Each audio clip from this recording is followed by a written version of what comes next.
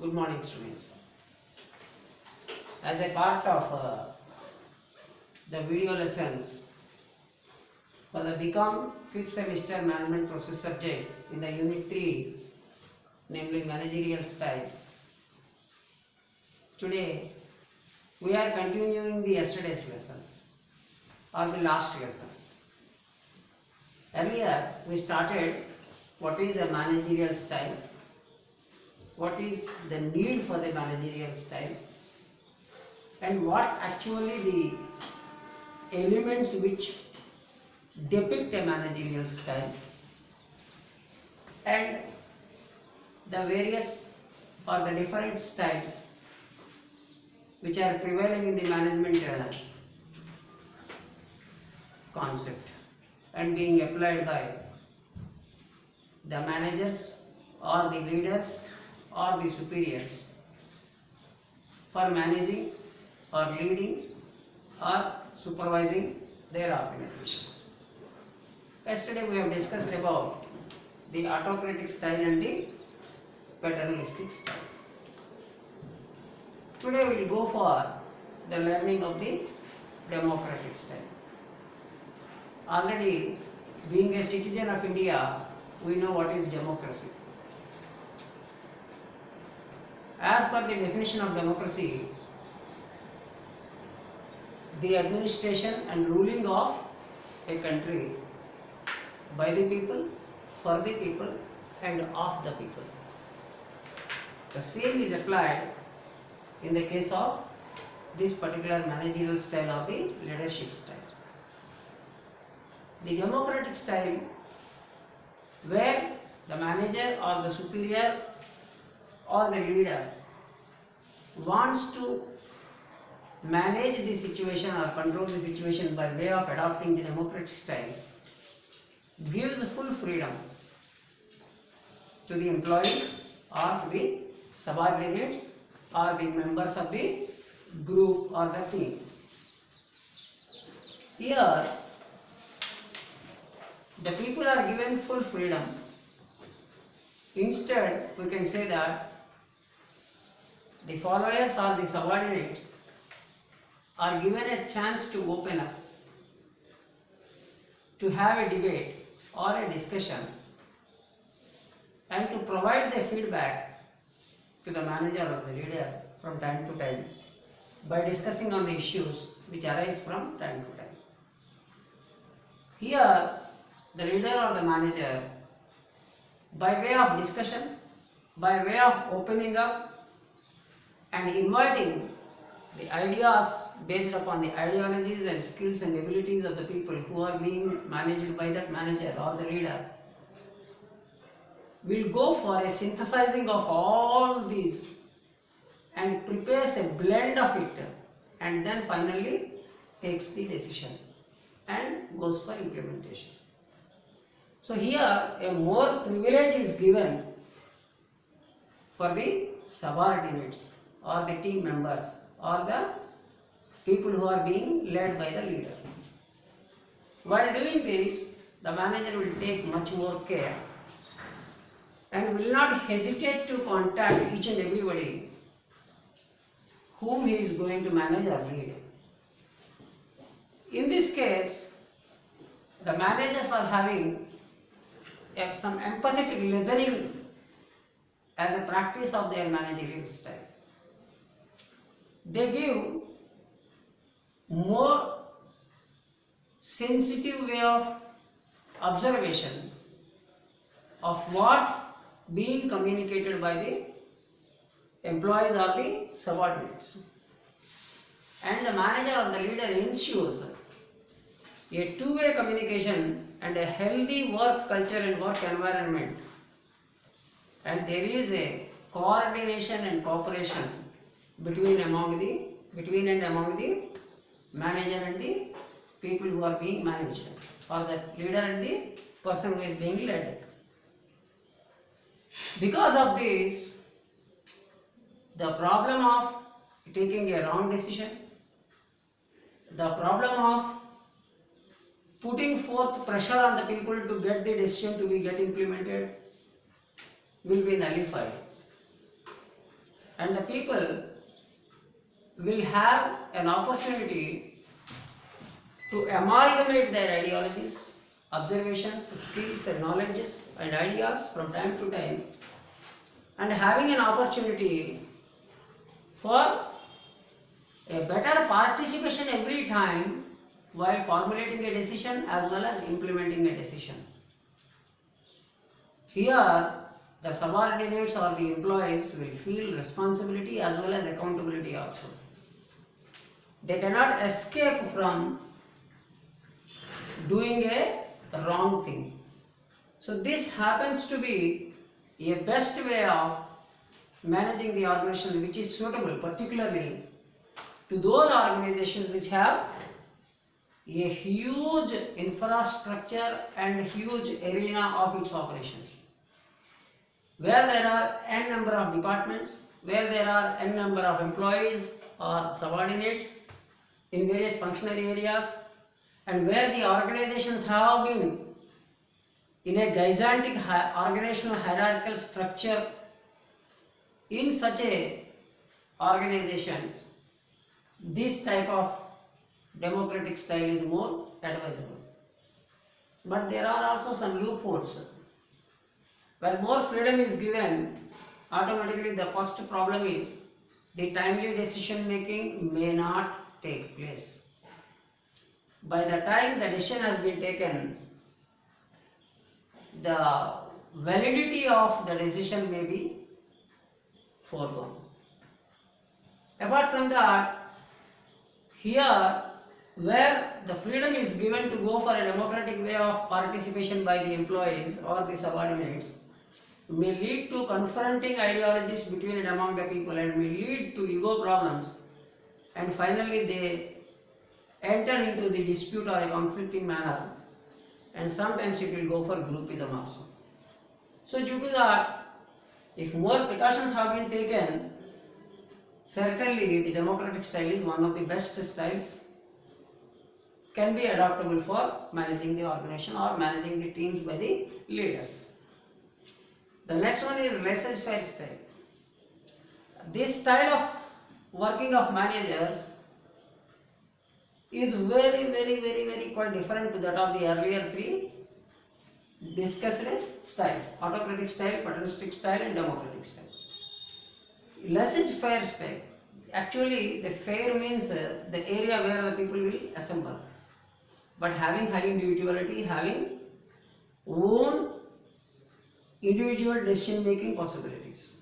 Here the freedom is highly being provided to the subordinates by the leader. It is very much nominal to become a manager to lead the group or the employees under the manager.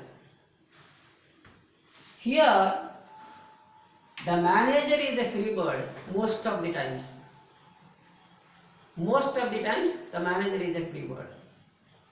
The decisions are taken by the individuals in order to run the organization or the department in a fullest extent in an effective manner, and having the desire to combine their innovative ideas and thoughts to go for an effective and creative way of managing the organization. And most of the times they try to outshine those traditional practices or fundamental practices, and every time they will look into the nook and every corner of the problems to go for a innovative or a creative way of decision making for implementation. Here the burden of decision making is largely being resolved by the employees or the subordinates, and the manager is mostly relinquished from the burden of decision making. Here the employees are independent, they have effective knowledge, and each employee will have their knowledge about their responsibility and accountability, and they do have their exposure on their ways, having high skill set and experience, and most of the times they don't provide that much of conflicting situations while managing the organization also.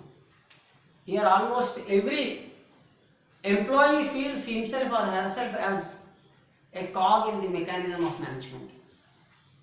Because of that, this style is a very, very effective style, and laissez-faire style is mostly being practiced globally.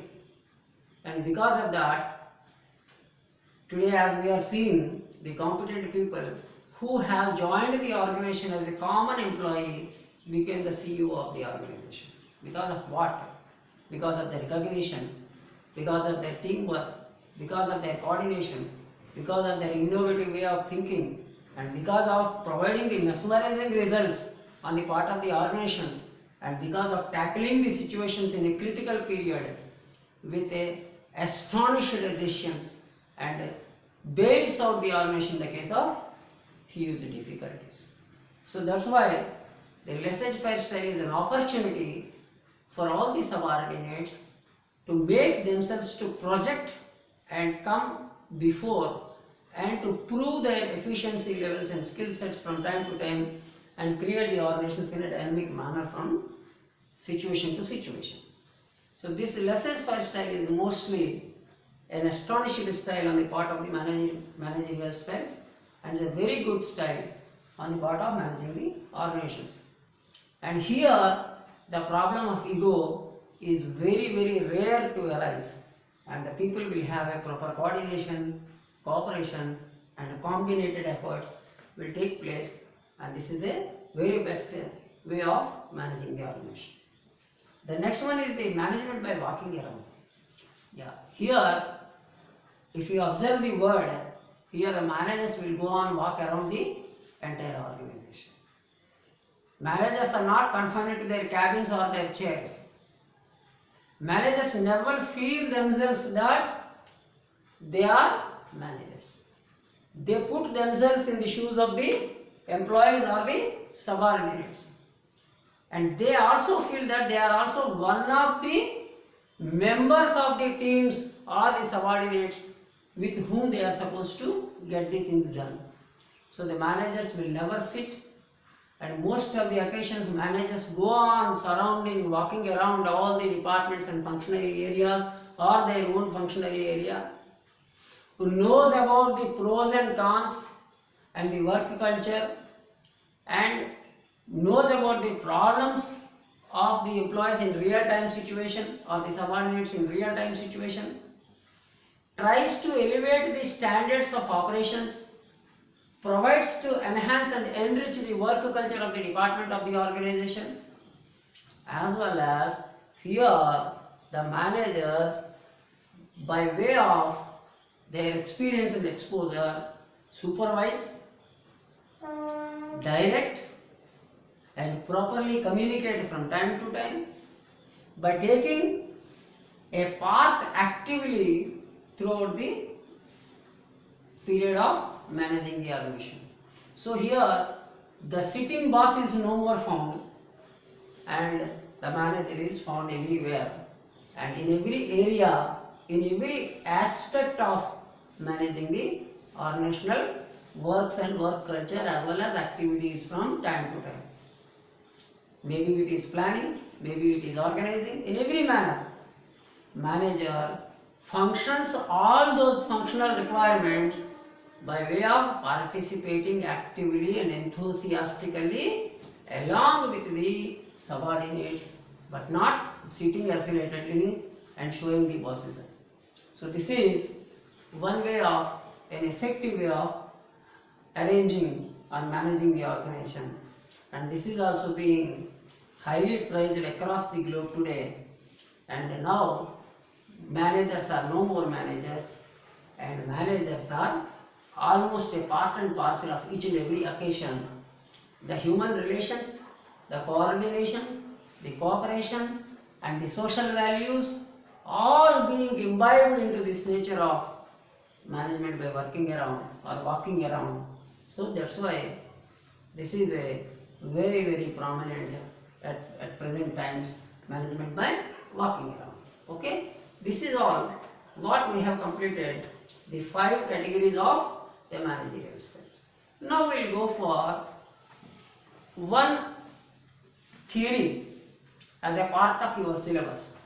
That theory name is theory X and theory Y. Theory X and theory Y. Actually, this theory has been promulgated on the lines of motivation. Who has propounded this theory?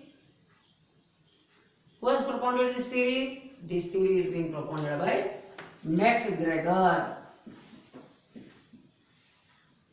Who has propounded the theory X and theory Y. So why the need for discussing this motivation theory in the managerial style?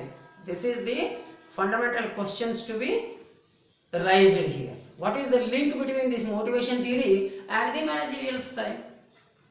The best thing here what we have to understand is the fundamental definition.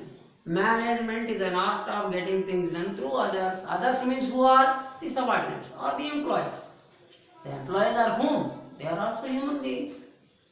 In the case of motivation theory, what MacGregor has opined is that among the human beings or among the employees of an organization, there may be two categories of employees or two categories of people. One category of people do have possessing the negative attitude, and the other category of people possessing the positive attitude people. So in order to motivate the people, this theory is being used. But here we are talking from the organization point of view, employees point of view and managerial style point of view. As a manager should know that to identify among the subordinates to get managed by the manager, to find out who do have this negative attitude among your employees or subordinates and who do have the positive attitude among the employees or the subordinates to be get managed for getting the things done. So that's why basically this theory is being mostly applied since the past, even though it has been not properly being got recognized, but it is a well-versed way of understanding that managers, even though do not show it physically outside, but 100% they will consider the theory X and theory Y while designating their particular managerial style. Here there is a challenge. The manager should have to go for adopting either one of these styles for managing for the theory X category of people having negative attitude and the theory Y category of people having the positive attitude. Now, what actually the theory X and theory Y says? Most of the occasions, if you find normally among the human beings or among the employees, most of the times there may be a combination of both the positive attitude even among the particular category of people. For example, a person in the theory X who is having negative attitude towards a particular aspect may have a highly positive attitude towards another aspect. Means sometimes there is a person who may be here who may also be here as far as the situation or the concept is concerned. So here it is a challenge for the manager to adapt the styles, the tools, the techniques, the strategies in order to make a person to accept the managerial responsibilities to be discharged by manager while managing the organization or the department from time to time. Henceforth, the justification of the theory X and theory Y under the discussion of managerial style is highly enunciated. That's why it is being put in your syllabus. So then what is theory X? Both theory X and theory Y have been discussed under different set of assumptions. Under the theory X, there are some assumptions which are being made on the part of thinking about those people who are having negative attitude, either towards themselves or towards the work or towards the organization. Under theory Y, you also have some assumptions, either to have positive assumptions, positive attitude towards them, towards the organization and towards the department and towards the work. Henceforth, tomorrow we will go for discussing the theory X and theory Y in a most appropriate manner, and after that we can come to a conclusion that it is necessary on the part of the managers to do also to have a consensus by applying the theory X and theory Y while selecting a particular managerial style. Thank you very much.